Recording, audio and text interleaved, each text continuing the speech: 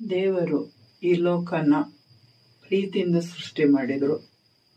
ಪ್ರೀತಿಯಿಂದ ನಮಗೆ ಎಲ್ಲವನ್ನೂ ಕೊಟ್ಟರು. ಅದರಲ್ಲಿ ತುಂಬಾ ಶ್ರೇಷ್ಠವಾಗಿ ನಮ್ಮನ್ನು ಕೊಟ್ಟಿರೋದು ಅಂದ್ರೆ ದೇವರ ವಾಕ್ಯ. ಆ ದೇವರ ವಾಕ್ಯವನ್ನು ನಮ್ಗೆ ಯಾವುದಕ್ಕಾಗಿ ಕೊಟ್ಟರಂದ್ರೆ ಅದು ಜೀವಕರವಾದ ವಾಕ್ಯ. ಅದರಲ್ಲೇ ನಾವು ಜೀವಿಸೋದು. ಯಾಕೆಂದ್ರೆ ದೇವರ ವಚನ ಹೇಳ್ತಾ ಇದೆ, ಪ್ರೀತಿಯಿಂದ ಹೊಂದಿಕೆಯಾಗಿದ್ದು ಬುದ್ಧಿಪೂರ್ವಕ ನಿಶ್ಚಯ ಎಂಬ ಭಾಗ್ಯವನ್ನು ಪಡೆದು ದೇವರು ತಿಳಿಸಿರುವ ಮರ್ಮವನ್ನು, ಅಂದರೆ ತನ್ನಲ್ಲೇ ಜ್ಞಾನ ವಿದ್ಯಾ ಸಂಬಂಧವಾದ ನಿಕ್ಷೇಪಗಳನ್ನೆಲ್ಲ ಅಡಗಿಸಿಕೊಂಡಿರುವ ಕ್ರಿಸ್ತನನ್ನು ತಿಳಿದುಕೊಂಡವರಾಗಿ ಹೃದಯದಲ್ಲಿ ದೃಢವಾಗಿರಬೇಕೆಂಬ ಕುತೂಹಲವು ನನಗುಂಟು. ಪೌಲ ಹೇಳ್ತಿದ್ದಾರೆ, ತನ್ನಲ್ಲೇ ಜ್ಞಾನ ವಿದ್ಯಾ ಸಂಬಂಧ ಎಲ್ಲಾ ನಿಕ್ಷೇಪಗಳನ್ನು ಅಡಗಿಸಿಕೊಂಡಿರುವ ಕ್ರಿಸ್ತನನ್ನು ತಿಳಿದುಕೊಂಡವರಾಗಿ. ಪ್ರತಿಯೊಂದು ಜ್ಞಾನ ವಿದ್ಯಾ ಸಂಬಂಧ ಐಶ್ವರ್ಯ ಎಲ್ಲವನ್ನು ಜೀಸಸ್ ಅಲ್ಲಿ ದೇವರಿಟ್ಟಿದ್ದಾರೆ. ನಮಗೆ ಬೇಕಾಗಿರೋ ಜೀವ, ನಮಗೆ ಬೇಕಾಗಿರುವ ಪ್ರತಿಯೊಂದು ಅದರಲ್ಲಿ ಬರುತ್ತೆ. ಅದಕ್ಕೆ ವಚನ ಹೇಳಿದ, ಜ್ಞಾನ ವಿದ್ಯಾ ಸಂಬಂಧವಾದ ನಿಕ್ಷೇಪಗಳನ್ನೆಲ್ಲ ಅಡಗಿಸಿಕೊಂಡಿರುವ ಕ್ರಿಸ್ತನನ್ನು ತಿಳಿದುಕೊಂಡವರಾಗಿ ಹೃದಯದಲ್ಲಿ ದೃಢವಾಗಿರಬೇಕೆಂಬ ಕುತೂಹಲವು ನನಗುಂಟು. ನಾವು ಈ ಲೋಕದಲ್ಲಿ ಎಲ್ಲ ಸಂಪಾದನೆ ಮಾಡ್ತೀವಿ. ಹಣ ಆಗಿರ್ಬೋದು, ಆಸ್ತಿ ಆಗಿರ್ಬೋದು, ಕೀರ್ತಿ ಆಗಿರ್ಬೋದು, ಏನು ಸಂಪಾದನೆ ಮಾಡಿದ್ರು ಅದೆಲ್ಲ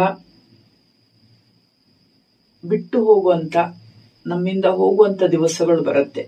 ಅದು ಈ ಲೋಕದ ವಿದ್ಯಾಭ್ಯಾಸವಾಗಿರ್ಬೋದು, ಶಾಲೆಯಲ್ಲಿ ಕಲ್ತಿದ್ದಾಗಿರ್ಬೋದು, ಎಲ್ಲದೂ ಬಿಟ್ಟು ಹೋಗುತ್ತೆ.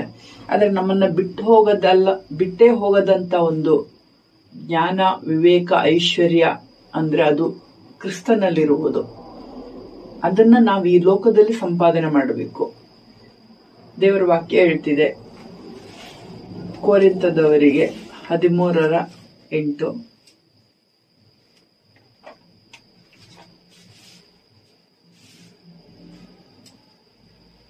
ದೇವರ ವಾಕ್ಯ ಹೇಳ್ತಿದೆ, ಪ್ರೀತಿಯು ಎಂದಿಗೂ ಬಿದ್ದು ಹೋಗುವುದಿಲ್ಲ. ಪ್ರವಾದನೆಗಳಾದರೂ ಇಲ್ಲದಂತಾಗುವುದು, ವಾಣಿಗಳು ನಿಂತು ಹೋಗುವು, ವಿದ್ಯೆಯೋ ಇಲ್ಲದಂತಾಗುವುದು. ಅಪೂರ್ಣವಾಗಿ ತಿಳುಕೊಳ್ಳುತ್ತೇವೆ, ಅಪೂರ್ಣವಾಗಿ ಪ್ರವಾದಿಸುತ್ತೇವೆ.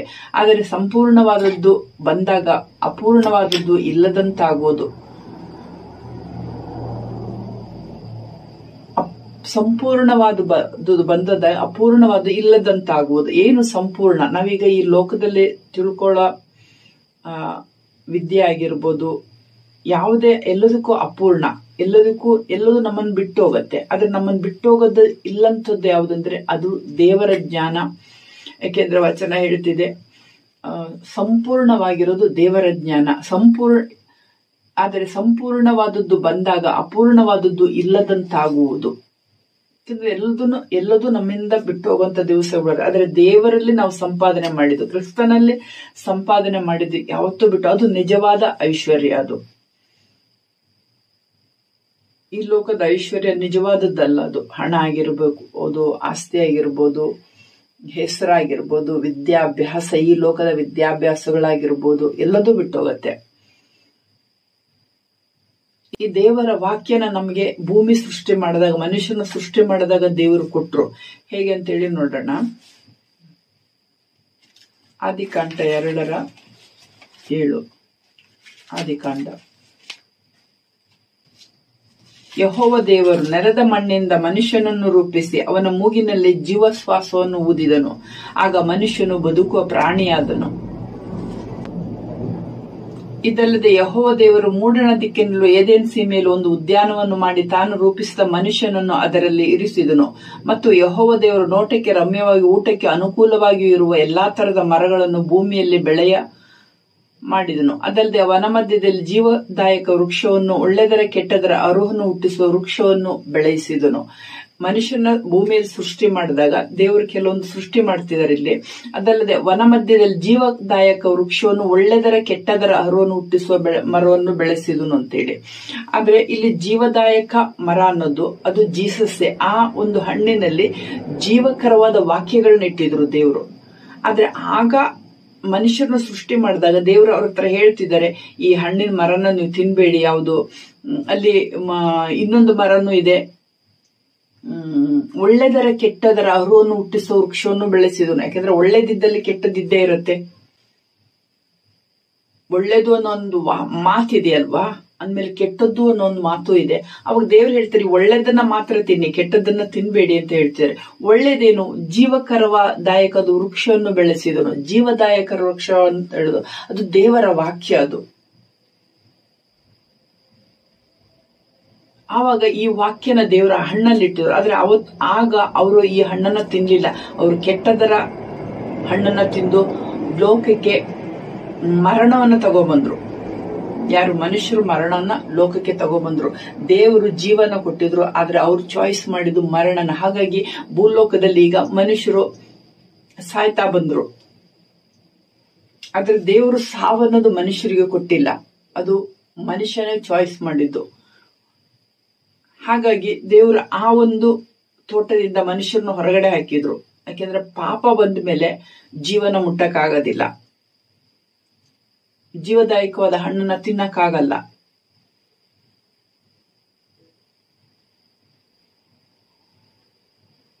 ಮತ್ತೆ ನಮಗೆ ರಿಟರ್ನ್ ಆಗಿ ಈ ಜೀವದಾಯಕವಾದ ಹಣ್ಣನ್ನ ಕೊಡಕ್ಕಾಗಿ ಜೀಸಸ್ ಅನ್ನು ಭೂಮಿ ಕಳಿಸಿದ್ರು.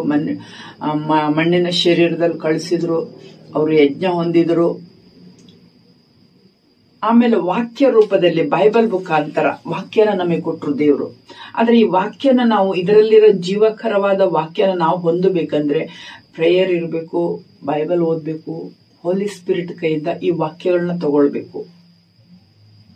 ಏಕೆಂದ್ರೆ ಇದು ಜೀವಕರವಾದ ವಾಕ್ಯ. ಅದೇ ರೀತಿ ವಚನ ಹೇಳ್ತಿದೆ, ಆದಿಕಾಂಡ 2:15-17, ಯೆಹೋವ ದೇವರು ಮನುಷ್ಯನನ್ನು ಕರ್ಕೊಂಡು ಏದೆನ್ ತೋಟವನ್ನು ವ್ಯವಸಾಯ ಮಾಡುವುದಕ್ಕೂ ಕಾಯುವುದಕ್ಕೂ ಅದರಲ್ಲಿ ಇಟ್ಟನು. ಇದರಲ್ಲಿ ಯೆಹೋವ ದೇವರು ಮನುಷ್ಯನಿಗೆ, ನೀನು ತೋಟದಲ್ಲಿರುವ ಎಲ್ಲಾ ಮರಗಳ ಹಣ್ಣುಗಳನ್ನು ಯಥೇಚ್ಛವಾಗಿ ತಿನ್ನಬಹುದು, ಒಳ್ಳೆದರ ಕೆಟ್ಟದರ ಅರುವನ್ನು ಹುಟ್ಟಿಸುವ ಮರದ ಹಣ್ಣನ್ನು ಮಾತ್ರ ತಿನ್ನಬಾರದು, ತಿಂದ ದಿನ ಸತ್ತೇ ಹೋಗುವೆ ಎಂದು ವಿಧಿಸಿದನು. ಆದ್ರೆ ಅವರು ತಿಂದಿದ್ದು ಒಳ್ಳೆದರ ಕೆಟ್ಟದರ ಅರುವನ್ನು ಹುಟ್ಟಿಸುವ ಹಣ್ಣನ್ನು ಅವರು ತಿಂದಿದ್ರು. ಅವತ್ತೇ ಅವರಿಗೆ ಸಾವನ್ನದು ಬಂತು. ಮರಣ ಅನ್ನೋದು ಅವರ ಶರೀರದಲ್ಲಿ ಹಿಡ್ಕೊಳ್ತು.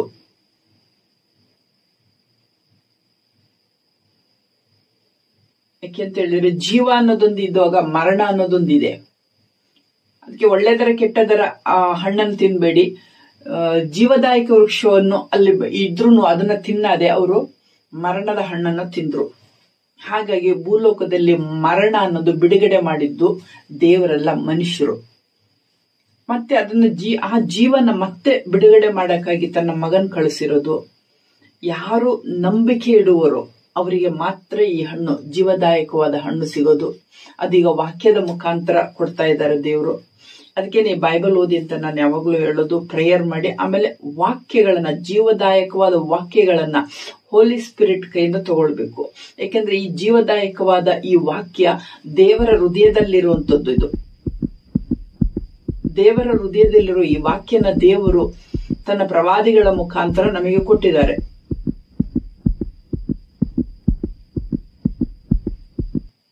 ಅದು ಜೀವಕರವಾದ ವಾಕ್ಯ. ಆ ವಾಕ್ಯಕ್ಕೆ ಕೊಟ್ಟಿರೋ ದೇವರ ಹೆಸರು ಜೀಸಸ್. ಜೀಸಸ್ ಅನ್ನೋದು ದೇವರ ಹೆಸರು.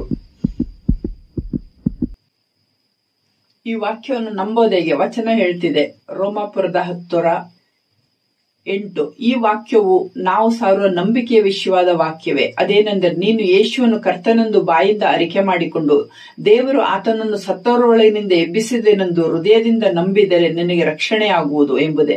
ಹೃದಯದಿಂದ ನಂಬುವುದರ ಮೂಲಕ ನೀತಿಯು ದೊರಕುತ್ತದೆ, ಬಾಯಿಂದ ಅರಿಕೆ ಮಾಡುವುದರ ಮೂಲಕ ರಕ್ಷಣೆ ಆಗುತ್ತದೆ. ಬಾಯಿಂದ ಹೇಳಕ್ಕೆ ವಾಕ್ಯ ಹೇಳ್ತಿದೆ.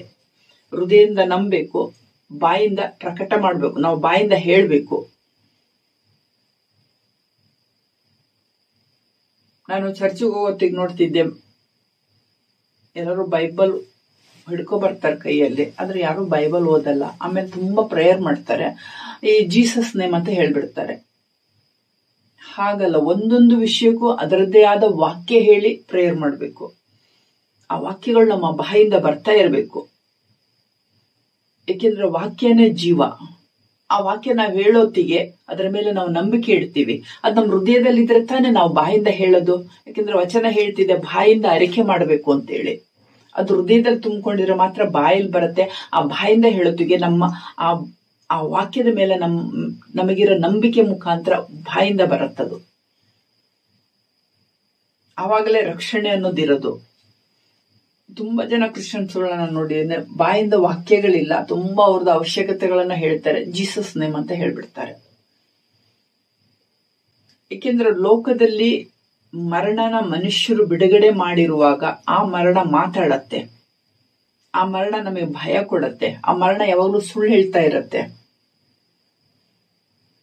ಆ ಮರಣದೊತ್ತಿಗೆ ಜೀವನೇ ಮಾತಾಡಕ್ಕಾಗೋದು.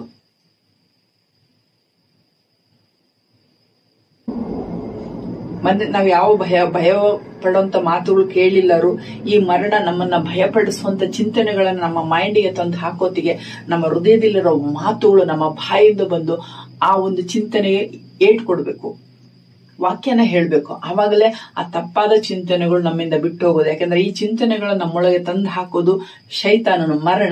ಮರಣವೆಂಬಾತನು, ಜೀವವೆಂಬಾತನು ಜೀಸಸ್ಸು, ಮರಣವೆಂಬಾತನು ಶೈತಾನನು. ಹಾಗಾಗಿ ಇವನು ಯಾವಾಗ್ಲೂ ಮಾತಾಡ್ತಿರ್ತಾನೆ ನಮ್ಮ ಮೈಂಡ್ ಅಲ್ಲಿ, ಭಯವನ್ನು ಹುಟ್ಟಿಸುತ್ತಿರ್ತಾನೆ. ನಮಗೇನು ಗೊತ್ತಿರೋ ಒಂದು ಭಯ ಬರೋದು, ಏನೇನೋ ತಪ್ಪಾದ ಮಾತುಗಳು ಬರೋದು. ಇದೆಲ್ಲ ಸ್ಟಾಪ್ ಮಾಡ್ಬೇಕಂದ್ರೆ ಜೀವಕರವಾದ ಮಾತುಗಳು ನಮ್ಮ ಹಾರ್ಟ್ ಅಲ್ಲಿ ಇರ್ಬೇಕು.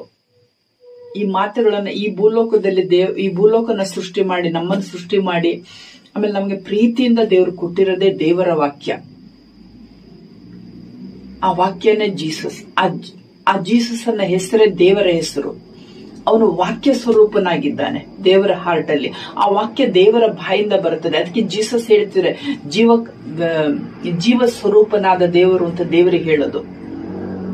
ಆ ಮಾತುಗಳು ದೇವರಲ್ಲಿದೆ. ಆ ಮಾತುಗಳನ್ನ ದೇವರು ನಮಗೆ ಕೊಟ್ಟಿದ್ದಾರೆ, ಅದು ಪ್ರೀತಿಯಿಂದ ಕೊಟ್ಟಿದ್ದಾರೆ. ಆ ಮಾತುಗಳನ್ನ ನಂಬಿ ನಾವದು ಹೃದಯದಲ್ಲಿ ತುಂಬಿಕೊಂಡು ಅದು ನಮ್ಮ ಬಾಯಿಂದ ಹೇಳೋತ್ತಿಗೆ ನಮ್ಮಲ್ಲಿ ಜೀವ ತುಂಬತ್ತೆ. ನಾವು ಸತ್ತ ಮೇಲೂ, ನಮ್ಮ ಈ ಒಂದು ಶರೀರ ನಮ್ಮನ್ನು ಬಿಟ್ಟು ಹೋದ್ಮೇಲೂ ಈ ವಾಕ್ಯಗಳು ನಮ್ಮ ಹಾರ್ಟ್ ಅಲ್ಲಿರೋ ವಾಕ್ಯಗಳು ಹಾಗೆ ಇರುತ್ತೆ. ಅದಕ್ಕಾಗಿ ಕ್ರಿಶ್ಚಿಯನ್ಸ್ ಅವರು ಸತ್ತ ಮನುಷ್ಯನ್ ತಗೊಂಡೋಗಿ ಹೂತಾಕೋದು. ಅವ್ರು ಸುಳ್ಳಲ್ಲ, ಹೂತಾಕ್ತಾರೆ. ಯಾಕೆಂದ್ರೆ ಮಾತುಗಳು ಇರತ್ತದು, ಎಲುಬೊಳಗಡೆ ಇರತ್ತೆ, ಹಾಗೆ ಮಾತಿರುತ್ತೆ. ಯಾಕಂದ್ರೆ ಮನುಷ್ಯ ಕುಮಾರನು ಸ್ವರವನ್ನು ಕೇಳಿ ಸಮಾಧಿಯಿಂದ ಇದ್ದು 7 ದಿನಗಳು, ಸತ್ತವರು 7 ದಿನಗಳು ಬರುತ್ತೆ ಅಂತ ದೇವರ ವಾಕ್ಯ ಉಂಟು. ಹಾಗಾಗಿ ಈ ವಾಕ್ಯಗಳು ನಮ್ಮಲ್ಲಿ ಇದ್ರೆ ಮಾತ್ರನೇ ಜೀಸಸ್ ಬಂದಾಗ ಸತ್ತ ಒಂದು ಎಲುಬು ಜೀವಂತವಾಗಿ ಹೇಳೋದು. ಅವರಲ್ಲಿ ತಿರ್ಗಾ ಶರೀರ ಬಂದು, ಆತ್ಮ ಶರೀರ ಬಂದು ಅವ್ರು ಹೇಳ್ತಾರೆ. ಅದಕ್ಕೆ ಈ ಮಾತುಗಳು ಬೇಕು ಹಾರ್ಟ್ ಅಲ್ಲಿ. ಮಾತುಗಳಿಲ್ಲದೆ ಆಗೋದಿಲ್ಲ, ದೇವರ ಮಾತುಗಳು ಬೇಕು. ಇದೇ ನಿಜವಾದ ಸಂಪಾದನೆ ನಮಗೆ ದೇವ್ರು ಕೊಟ್ಟಿರೋದು. ತುಂಬಾ ಪ್ರೀತಿಯಿಂದ ದೇವ್ರು ಕೊಟ್ಟಿರೋ ಸಂಪಾದನೆ ದೇವರ ಮಾತುಗಳು. ನಾವು ಗೆದ್ದೆ ಕೊಯ್ಲಾದ್ಮೇಲೆ ಭತ್ತನೆಲ್ಲ ಸ್ಟೋರ್ ಮಾಡಿಡ್ತೀವಿ, ಮತ್ತೆ ಅದು ಗೆದ್ದೆಗೆ ಹಾಕಿ ಫಸಲು ತೆಗಿಯಕ್ಕೆ. ಆ ತರ ದೇವ್ರು ನಮ್ಮನ್ನ ಸಮಾಧಿಯಲ್ಲಿ ಇಡ್ತಾರೆ. ಆದ್ರೆ ಮನುಷ್ಯ ಕುಮಾರನ ಸ್ವರವನ್ನು ಕೇಳಿ 7 ದಿವಸಗಳು ಬರುವ ಆ ದಿವಸಗಳು ಬಹಳ ಹತ್ರ ಇದೆ. ಅದರದ್ದೇ ಆದ ಎಲ್ಲಾ ಸೈನ್ಯಗಳು ದೇವರು ತೋರಿಸ್ತಾ ಇದ್ದಾರೆ ಲೋಕದಲ್ಲಿ. ಆ ದಿವಸಗಳು ಹತ್ರ ಇದಾವೆ. ಹತ್ರವಿರ್ಲಿ ದೂರವಿರ್ಲಿ, ಆದ್ರೆ ಈ ವಾಕ್ಯನ ನಂಬೋತಿಗೆ ಆ ವಾಕ್ಯಗಳು ನಮ್ಮಲ್ಲಿ ಜೀವನ ಉಂಟು ಮಾಡ್ತಿದ್ದು. ಜೀವಕರವಾದ ದೇವರ ಮಾತುಗಳು. ಅದೇ ರೀತಿ ವಚನ ಹೇಳ್ತಿದೆ, ಆತನ ಮೇಲೆ ನಂಬಿಕೆಯಿಡು ಯಾವನಾದ್ರೂ ಆಶಾಭಂಗ ಪಡುವುದಿಲ್ಲ ಎಂದು ಶಾಸ್ತ್ರವು ಹೇಳುತ್ತದೆ ಅಷ್ಟೇ. ಈ ವಿಷಯದಲ್ಲಿ ಯಹೂದ್ಯರು ಗ್ರೀಕನಿಗೆ ಹೆಚ್ಚು ಕಡಿಮೆ ಏನೂ ಇಲ್ಲ, ಎಲ್ಲರಿಗೂ ಒಬ್ಬನೇ ಕರ್ತ. ಆತನು ತನ್ನ ನಾಮವನ್ನು ಹೇಳಿಕೊಳ್ಳುವವರಿಗೆ ಹೇರಳವಾಗಿ ಕೊಡುವವನಾಗಿದ್ದಾನೆ. ಸಕಲ ವಿಧವಾದ ಬ್ಲೆಸ್ಸಿಂಗು ಜೀಸಸ್ ಅಲ್ಲೇ ದೇವರು ಇಟ್ಟಿರೋದು. ಅದು ವಾಕ್ಯದಲ್ಲಿ ಇಟ್ಟಿದ್ದಾರೆ. ಆ ವಾಕ್ಯನ ಭೂಮಿ ಸೃಷ್ಟಿ ಹಣ್ಣಿನ ರೂಪದಲ್ಲಿ ಕೊಟ್ಟರು, ಅವ್ರು ತಿನ್ಲಿಲ್ಲ. ಮರಣನ ತಿಂದು ಮರಣನ ಲೋಕಕ್ಕೆ ಬಿಡುಗಡೆ ಮಾಡಿದ್ರು. ಈಗ ಮತ್ತೆ ರಿಟರ್ನ್ ದೇವ್ರು ನಮಗೆ ಈ ಬೈಬಲ್ ಮುಖಾಂತರ ವಾಕ್ಯನ ನೋಡಿ ಅದನ್ನು ತಿಳ್ಕೊಂಡು ಹೋಲಿ ಸ್ಪಿರಿಟ್ ಮುಖಾಂತರ ಓದೋತ್ತಿಗೆ ನಮಗೆ ನಮ್ಮ ಮನಸ್ಸಲ್ಲಿ ವಾಕ್ಯ ಕೆಲವು ಇರತ್ತೆ. ಕೆಲವೊಂದು ವಾಕ್ಯಗಳು ನಮಗೆ ಹೋಲಿ ಸ್ಪಿರಿಟ್ ಕೊಡ್ತಾರೆ. ಆ ವಾಕ್ಯನ ಮೆಡಿಟೇಷನ್ ಮಾಡಬೇಕು. ಇದೇ ನಿಜವಾದ ಸಂಪಾದನೆ, ಇದೇ ನಿಜವಾದ ಐಶ್ವರ್ಯ. ಈ ಐಶ್ವರ್ಯನ ಯಾರಿಗೂ ಕದ್ಕೊಳಕ್ಕಾಗೋದಿಲ್ಲ. ಭೂಲೋಕದಾಗ್ಲಿ ಪರಲೋಕದಲ್ಲಾಗ್ಲಿ ಯಾರಿಗೂ ಈ ವಾಕ್ಯನ ಕದ್ಕೊಳಕ್ಕಾಗಲ್ಲ. ಯಾಕಂದ್ರೆ ಇದು ನಮ್ಮೊಳಗಡೆ ತುಂಬಿಕೊಂಡಿದೆ. ಇದೇ ನಿಜವಾದ ಐಶ್ವರ್ಯ. ಈ ಐಶ್ವರ್ಯನ ದೇವರು ನಮಗೆ ಪ್ರೀತಿಯಿಂದ ಕೊಟ್ಟಿದ್ದಾರೆ. ಇದನ್ನ ನಾವು ತುಂಬಿಸ್ಕೊಬೇಕು ನಮ್ಮ ಹಾರ್ಟ್ ಅಲ್ಲಿ. ಪರಿಸ್ಥಿತಿ ಬರೋತ್ತಿಗೆ ಆ ವಾಕ್ಯನ ನಾವು ಬಿಡುಗಡೆ ಮಾಡಬೇಕು.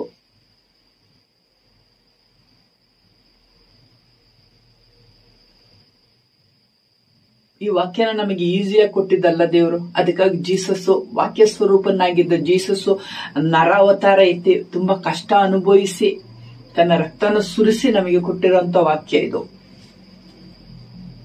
ಅವನು ವಾಕ್ಯ ಸ್ವರೂಪನಾಗಿದ್ದರೂ ಮನುಷ್ಯರಿಗಾಗಿ ಈ ಒಂದು ಶರೀರ ತಗೊಂಡು ರಕ್ತವನ್ನು ಸುರಿಸಿ ಈ ವಾಕ್ಯನ ನಮಗೆ ಕೊಟ್ಟಿರೋದು. ಇದು ಈಸಿಯಾಗಿ ಕೊಟ್ಟಿರುವಂತ ವಿಷಯ ಅಲ್ಲ ಇದು. ಈ ವಾಕ್ಯನ ನಮ್ಮ ಹಾರ್ಟ್ ಅಲ್ಲಿ ನಾವು ತುಂಬಿಕೊಳ್ಬೇಕು. ಏಕೆಂದ್ರೆ ಇದು ದೇವರ ವಾಕ್ಯ. ಅದಕ್ಕೆ ಜೀಸಸ್ ಹೇಳ್ತಾರೆ, ನೀವು ನನ್ನನ್ನು ತಿನ್ಬೇಕು ಅಂತೇಳಿ.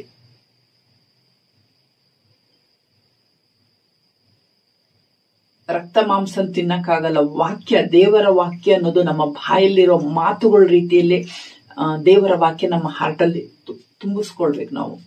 ಯಾಕೆಂದ್ರೆ ಆ ಮಾತುಗಳು ಜೀವಕರವಾದ ಮಾತುಗಳು, ಅದರಲ್ಲಿ ಜೀವ ಇದೆ.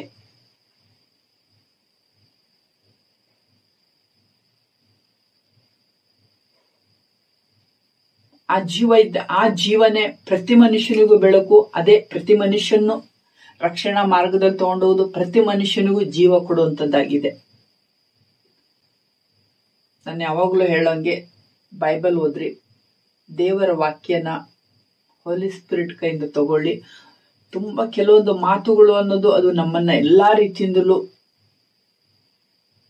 ಸಮಾಧಾನವಾಗಿ ಸ್ಟ್ರಾಂಗ್ ಆಗಿ ಇಡತ್ತೆ.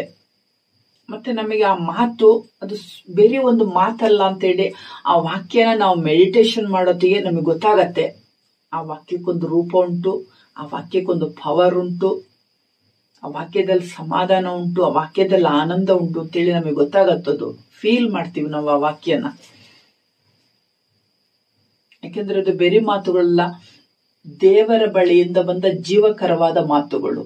ಆ ಮಾತುಗಳೇ ದೇವರ ಮಾತುಗಳು. ಆ ಮಾತುಗಳಿಗೆ ದೇವರು ಕೊಟ್ಟಿರೋ ಹೆಸರು ಜೀಸಸ್. ಆ ಹೆಸರೇ ದೇವರ ಹೆಸರು. Okay, God bless you.